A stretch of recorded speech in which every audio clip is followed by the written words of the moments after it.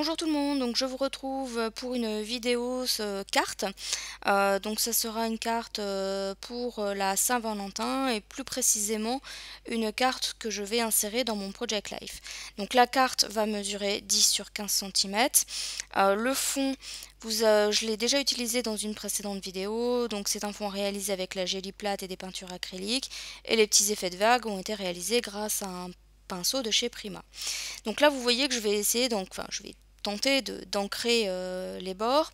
Puis finalement, je vais me rendre compte qu'il faut d'abord que j'arrondisse les angles. Puis je vais me rendre compte qu'en fait, ça va pas être pratique si j'arrondis mes angles parce que, en fait, je vais utiliser donc ma Precision Press de chez We Are Memory Keepers que vous voyez là à l'écran. Je vais pas vous expliquer comment ça fonctionne, etc. Parce que déjà c'est relativement simple, et aussi parce qu'il y a déjà des vidéos qui présentent ce produit sur YouTube. Donc je vous invite à les consulter si vous voulez en savoir un petit peu plus sur ce produit. Mais normalement ma vidéo devrait quand même parler d'elle-même. Donc la différence, donc c'est comme la Misty, vous voyez que en fait c'est pas aimanté. J'utilise des petits morceaux de masking tape pour être sûr que mon papier reste bien en place. Et la raison pour laquelle je n'ai pas arrondi mes angles, c'est tout simplement pour que mon papier soit bien calé au niveau de ma Precision Press.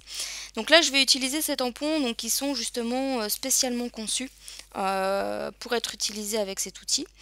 Donc comme vous pouvez le constater, il y a un premier gabarit que vous pouvez, donc c'est celui que je prends, que vous pouvez donc poser sur votre papier, donc là en l'occurrence c'est ma carte, et ça vous aide en fait ensuite à aligner correctement tous les autres tampons. Donc ces tampons en fait sont numérotés de 1 à 3 et il faut les ancrer de la couleur la plus claire à la couleur la plus foncée. Donc moi je vais utiliser la Sky Blue dans un premier temps, ensuite la turquoise et ensuite une Versafine Blue Lagoon. Bon, alors les couleurs que j'ai utilisées sont pas forcément adéquates dans le sens où ça ressort pas vraiment beaucoup par rapport à mon fond de carte qui est relativement foncé. Finalement, vous allez voir par la suite, le résultat est quand même pas mal. Alors là, en fait, je tamponne, mais ce que vous allez voir par la suite, c'est qu'en fait, j'ai placé mes tampons à l'envers. Parce que je me suis basée sur vous l'avez peut-être pas vu tout à l'heure, mais quand j'ai placé le gabarit, en fait, il y a une encoche arrondie. Et je ne sais pas pourquoi, je suis partie dans l'idée que c'était pour les petits nœuds sur les paquets cadeaux. Donc j'ai pas réfléchi, donc je me suis dit que ça devait se retrouver sur le haut de la carte, forcément les petits nœuds en haut des paquets cadeaux, mais en fin de compte pas du tout. Il s'agit juste d'une encoche qui vous permet de retirer plus facilement le tampon sur lequel vous appliquez l'encre. Voilà, j'ai fait mon boulet, mais c'est pas grave. De toute façon là c'était pas bien grave que mon tampon soit à l'envers, puisque je n'avais encore rien fait sur ma carte. Ça aurait été un petit peu plus problématique si j'avais déjà décoré ou tamponné d'autres choses. Donc là je vais passer, une fois que j'ai terminé en fait d'ancrer la couleur la plus claire, donc je change de tampon et je vais passer à la couleur intermédiaire. Donc cette fois-ci c'est la couleur turquoise, et donc là hop, je tamponne, j'applique l'encre, je tamponne, et l'intérêt de cet outil, comme vous avez déjà pu le voir, c'est que ça permet de retamponner plusieurs fois le même tampon sans qu'il y ait de décalage, etc. Donc on retamponne exactement au même endroit que la fois précédente. Donc ça je trouve que c'est plutôt pas mal, et puis franchement ces tampons ont été conçus pour ce type d'outil. Alors effectivement qu'on ait la Misty ou autre, les tampons fonctionnent de la même manière, mais c'est vrai je trouve qu'ils sont pas très chers à l'achat. Chaque planche, parce que moi j'en ai acheté plusieurs, mais les planches varient je crois entre 7-8 euros je crois de mémoire. Donc je trouve que C'est relativement peu cher en termes de tampons. Le seul regret que j'ai, c'est que je les trouve mous. En fait, les tampons, ils sont pas très rigides. Voilà, c'est le seul regret ou la seule critique que je pourrais faire sur ces planches de tampons. Donc là, vous pouvez voir que j'applique la dernière couleur, donc qui est la couleur la plus foncée. Donc c'est la Blue Lagoon de chez Versafine. Donc pour faire les petits nœuds. Et voici le résultat que ça donne. Donc vous voyez, ça se voit quand même, hein, même si mes couleurs n'étaient pas forcément voilà, très adéquates vis-à-vis de mon fond de page, ça ressort quand même plutôt pas mal.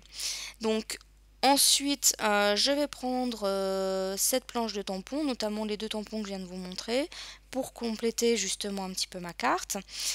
Donc je place d'abord mes tampons sur ma carte pour bien les mettre à l'endroit que je souhaite, et ensuite je rabats le couvercle, enfin le plexiglas, pour justement choper mes tampons et ensuite pouvoir appliquer l'encre. Donc j'utilise toujours la Versafine Blue Lagoon.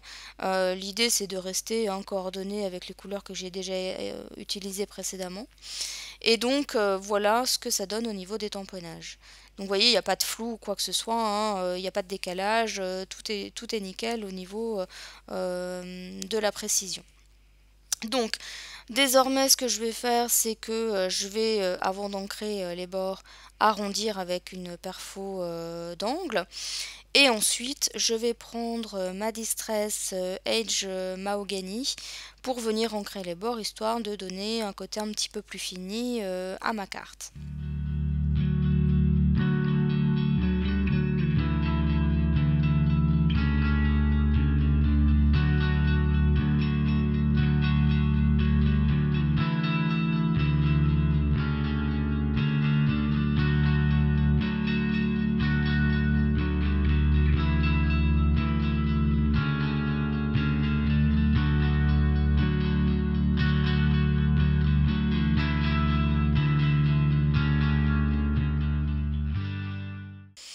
Alors ensuite, je vais compléter ma carte avec, enfin la décoration de ma carte avec du masking tape. Donc là, j'ai pris un bleu et un rose.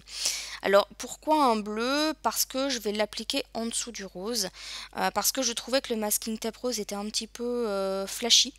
Et donc j'ai voulu le foncer un petit peu en ajoutant un masking tape plus foncé en dessous. Donc pour coller d'ailleurs le masking tape rose, j'utilise un double face parce que je trouve qu'il colle pas très bien. Alors à l'écran, vous n'allez pas forcément voir réellement l'effet dont je vous parle. Bon, j'avoue aussi que c'est assez léger, même en vrai. Néanmoins, il y a quand même un effet, c'est-à-dire que le rose apparaît un petit peu moins flashy. Donc le fait d'avoir ajouté un masking tape plus foncé en dessous, voilà, ça permet d'atténuer un peu cette couleur rose qui était vraiment claire et que je trouvais que tranchait un petit peu trop avec ma carte. Donc pour ensuite terminer cette carte, je vais rajouter un embellissement en bois. Donc là vous voyez que c'est un petit cœur que je viens ancrer entre guillemets avec ma Top Boss. Donc c'est un équivalent à la Versamark pour pouvoir mettre ma poudre à embosser. Donc c'est une poudre à embosser rose pailleté qui vient de chez Aladdin.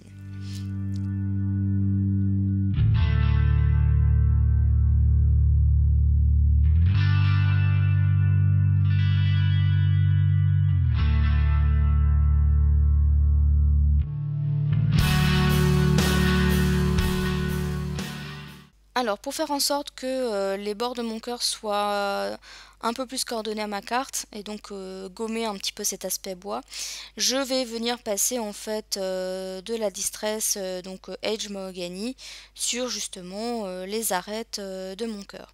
Donc ensuite je l'ai coupé parce qu'on ne le voyait pas, j'étais hors champ en fait, mais j'ai collé mon embellissement avec de la colle blanche. Donc ma vidéo va arriver à sa fin, donc j'espère que cette carte vous aura plu. N'hésitez pas à me dire ce que vous en avez pensé, même si c'est vrai que c'est une carte qui reste très simple. Voilà, donc pour ma part, je vous dis à bientôt dans une prochaine vidéo. Bye bye!